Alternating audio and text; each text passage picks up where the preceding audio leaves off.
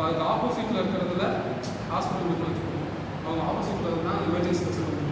இதில் யாருக்கு medical purpose அதிகமாக இருக்குங்கிறத நான் சென்சார் மூலமாக டிடெக்ட் பண்ணி எந்த ரூட்டை முதல்ல கிளியர் பண்ணணும், எந்த ரூட்டை ஓரளவுக்கு மேக்ஸிமம் லெவலில் கிளியர் பண்ணணும் அப்படிங்கிற ஒரு அலாட் லெவல் மாதிரி.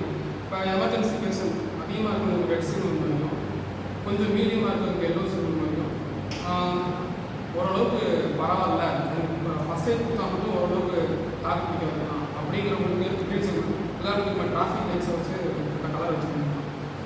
இப்போ எப்படி முதல்ல வரணுன்றதுக்காக எமர்ஜென்சி பேஷண்ட் வரும்போது அந்த ரூட்டில் என்னென்ன சிக்னல்ஸ்லாம் இருக்கோ அந்த சிக்னல்ஸ் மூலமாக ஆம்புலன்ஸ் சென்சார் மூலமாக சிக்னல் ட்ரான்ஸ்ஃபர் பண்ணி அந்த வழியை கிளியர் பண்ணி கொடுக்கணும்னா அப்போ அந்த எமர்ஜென்சி பேஷண்ட் வந்து உயிர் கொஞ்சம் அதிகமாக தர முடியும். ஏன்னா இப்போ இருக்க காலகட்டத்தில் அதிகமாக டிராஃபிக்ஸ் தான் அதிகமாக இருக்கும். அதை வந்து இந்த சென்சார் மூலமாக கொஞ்சம் கிளியர் பண்ணலாம், நிறையா அதை கிளியர் பண்ணலாம். Super super. அப்போ அந்த சென்சார் கை தட்டலாம், கை தட்டலாம்.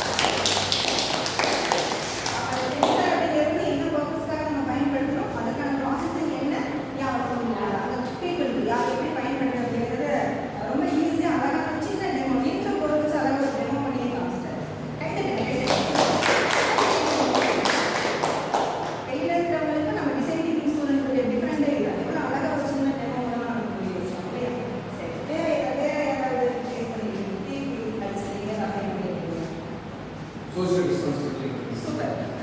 Social responsibility எதுக்காக பண்ணுறோம்னா, ஃபார் எக்ஸாம்பிள் வந்து ஒரு பிளட் டொனேஷன் ஹாஸ்பிட்டல் வந்து ஏகப்பட்ட பிளட் இல்லாமல் இருக்காங்க.